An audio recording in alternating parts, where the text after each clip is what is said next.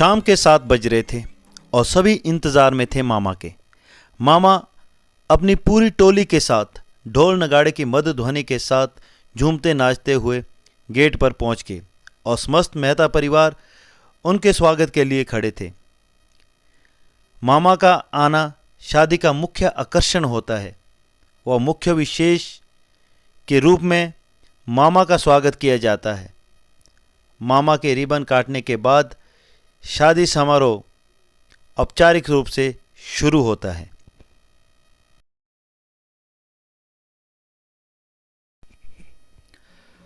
मामा स्वागत होने के बाद वक्त था डीजे पर झूमने का।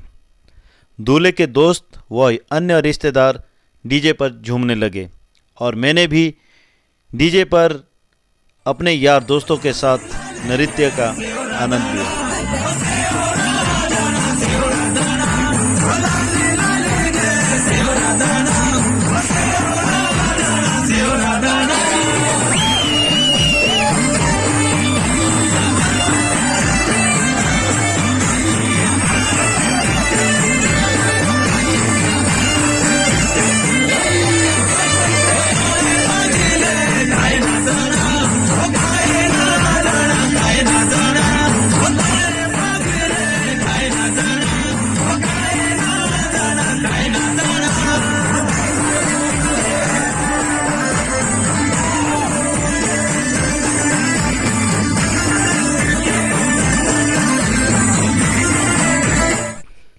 डीजे पर झूमने के बाद समय हो चुका था डिनर का। मैंने बच्चों के साथ डिनर किया और खाना बहुत ही स्वादिष्ट बना था।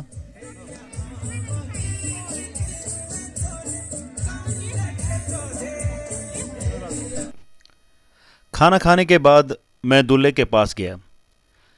दूल्हे को उपटन लगाया जा रहा था और तेल डाला जा रहा था। तेल छानती की विधि सबसे पहले मामा और मामी के द्वारा शुरू की जाती है और उसके बाद परिवार व अन्य रिश्तेदार इस विधि को करते हैं।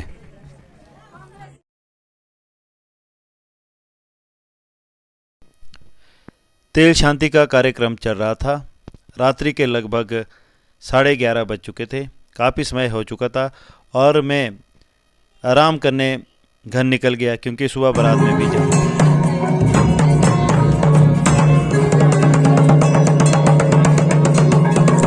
बारात जाने का समय सुबह का ठीक 8 बजे का था और ननखरी चौक पर बारात ठीक 8 बजे पहुंच गई थी। हमने भी दूल्हे के साथ कुछ एक फ़ोटो शूट किए और उसके बाद निकल गए बारात में।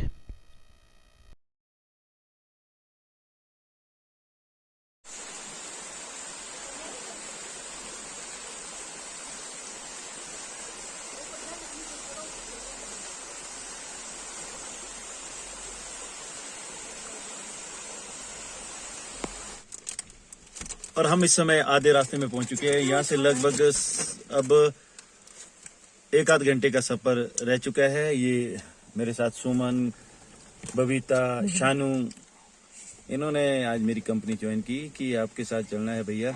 तो हम निकल गए हैं। अभी हम यहाँ पर एक नाले में रुके थे। काफी अच्छा झरना था और अब यहाँ से हम चल पड़े हैं। इस जगह का नाम क्या है भाई? है तुम्हारे को आइडिया कुछ? पुन्ननखड्ड। ठंड बहुत है। मैं आपको बता दूं यहाँ की हाइट लगभग 7,500 के आसपास है आई थिंक। झरना काफी सुंदर था और अब हम यहाँ से निकल पड़े हैं। ठीक है फिर चलते हैं ना। ओके।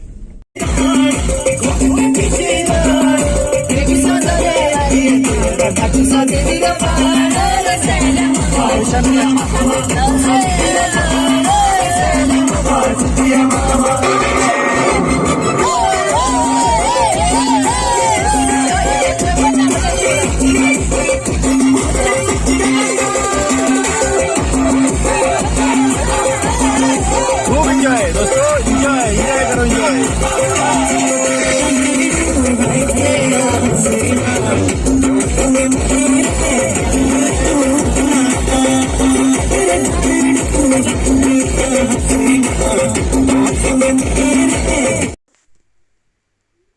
दोस्तों हम पहुंचे कुंगलवाल्टी। गाड़ी का सफ़र ख़त्म, अब पैदल यात्रा शुरू। यहाँ से लगभग 40 मिनट का पैदल सफ़र था दुल्हन के घर तक का। कुंगलवाल्टी बहुत ही खूबसूरत जगह है और मैं आपको बता दूं, रास्ते में चलते चलते मुझे कुछ एक पत्थर की चट्टानें भी दिखी और उस पर चढ़ना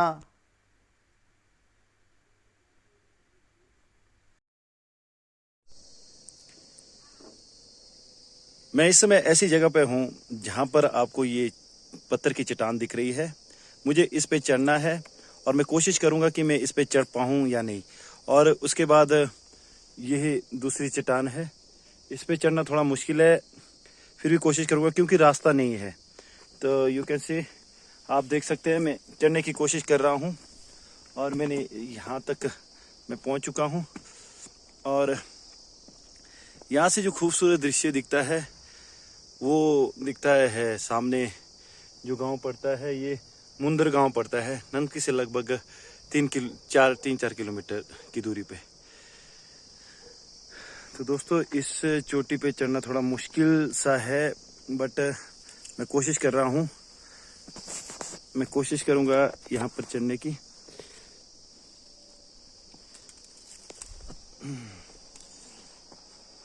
देखिए,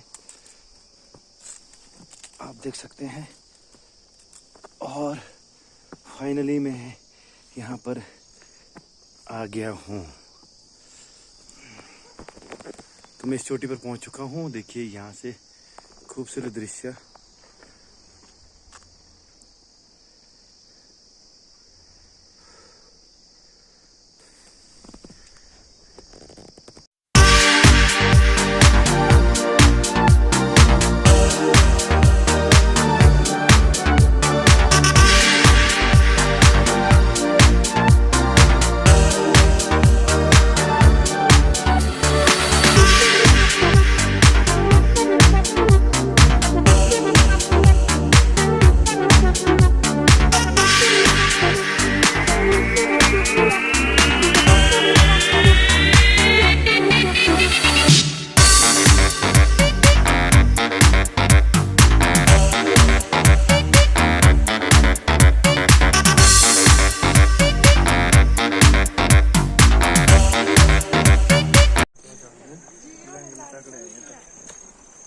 और बारात को पहुंचने में अब लगभग 10 या 15 मिनट लगेंगे और काफी समय के बाद ये पैदल सफर हो रहा है, खासकर मेरा।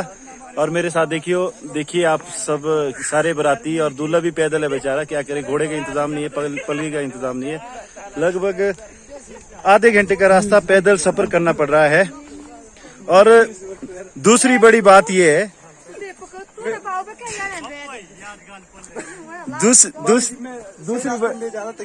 दूसरी बड़ी बात यह है कि रास्ते का किसी को भी पता नहीं। और देखिए सबसे आगे मैं चल रहा हूँ जो कि मैं रास्ता खोज रहा हूँ। ये मेरे लिए बहुत बड़ी उपलब्धि है, एक अनजान एरिया में रास्ता ढूंढना।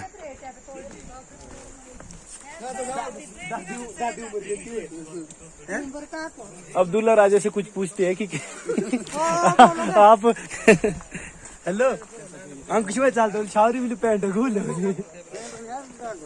कोई नहीं आओ, आप रास्ता मिल गया है। वो गांव है, हमने फतेह कर दी है, हम दोगरी पहुंच गए हैं। और पीछे से दूल्हा बारात लगभग अलग अलग रास्ते में आ रही है, थोड़ा मुश्किल हो गया है सबको। काफी पैदल चलने के बाद फाइनली हम पहुंचे दोगरी में और हमने नाटी का खूब एंजॉय किया।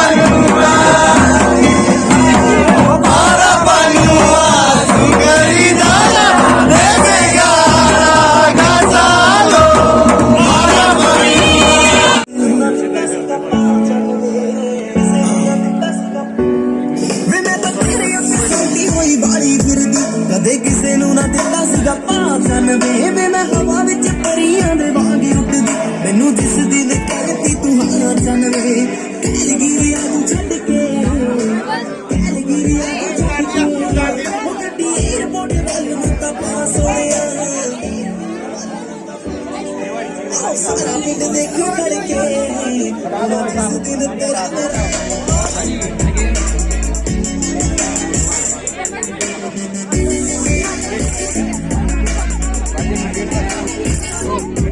हाँ कदों तेरी आऊगी बरात जट्टा वे मेरे दिल विच रहनी यही बात जट्टा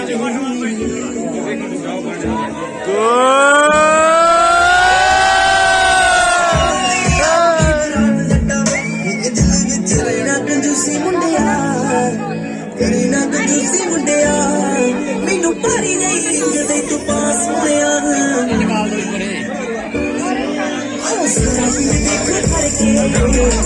जिस दिन तेरा मेरा प्यार होया सारा पिंड देखो खड़के जिस दिन तेरा मेरा प्यार होया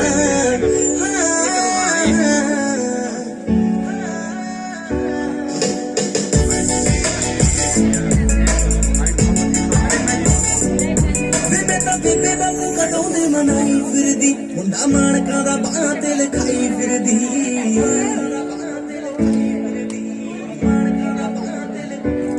ਵੇ ਮੈਂ ਤਾਂ ਬੇਬੇ ਬਾਪੂ ਕਦੋਂ ਦੇ ਮਨਾਈ ਪੂਰਾ ਲੈ ਜਾ ਬਾਕੀ ਦਾ ਮੇਰਾ ਕਾਟੇ ਇੱਕ ਬੁੱਧਲਾ ਪੂਰਾ ਲੈ ਜਾ ਬਾਕੀ ਦਾ ਮੇਰਾ ਕਾਟੇ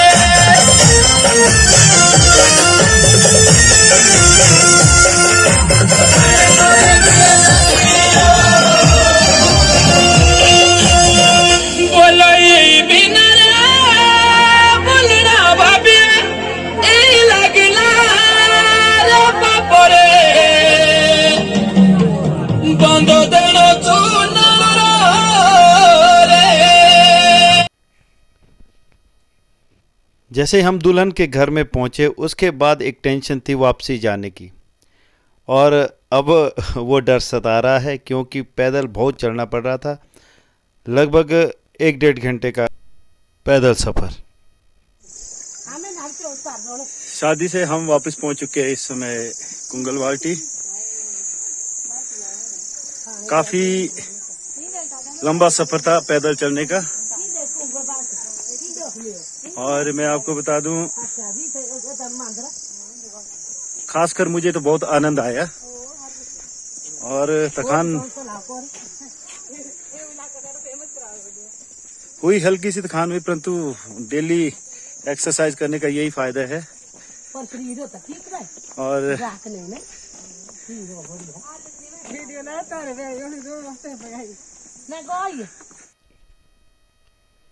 मैं आपको बता दूं, जिस जगह हम शादी में गए थे उस जगह का नाम है दोगरी, जो कि कुंगलवाटी से लगभग 40 मिनट का पैदल सफ़र है उतराई में। अब आप अनुमान लगा सकते हैं कि कितना पैदल चलना पड़ता है। तो फाइनली हमने ये सफ़र तय भी किया, उतराई भी चढ़ी, चढ़ाई भी चढ़ी, और पहुंच गए फिर से कुंगलवाटी में, जहां पर हमने अपने वाहन रखे थे। और उसके बाद काफ़ी थकान हुई थी, दिल कर रहा था कि कुछ पल इस खूबसूरत जगह में बैठकर व्यतीत करे, परंतु मन भी था और एक घर जाने। चलिए अब है ना, तो ठीक है। मजा आया अभी चढ़ाई चढ़ते हैं? बहुत मजा आया। तो ठीक है, आपको आया आनंद। इतनी चढ़ाई चढ़ने के बाद हम पहुंच चुके हैं कुंगलवाटी। अब हमने सफर आगे का शुरू किया।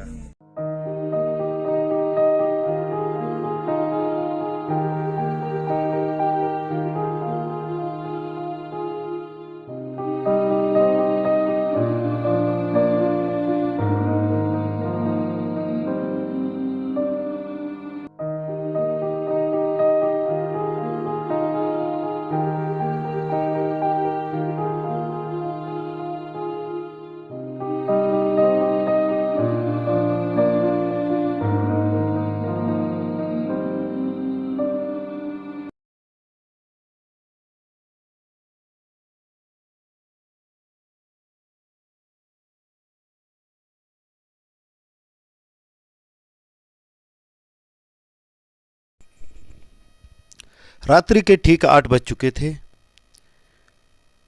और वधू प्रवेश हुआ। सभी औपचारिकता पूर्ण की गई। दुल्हन के स्वागत के लिए लोग काफ़ी उत्सुक थे और वह इंतज़ार ख़त्म हुआ। रिबन काटकर वधू प्रवेश हुआ।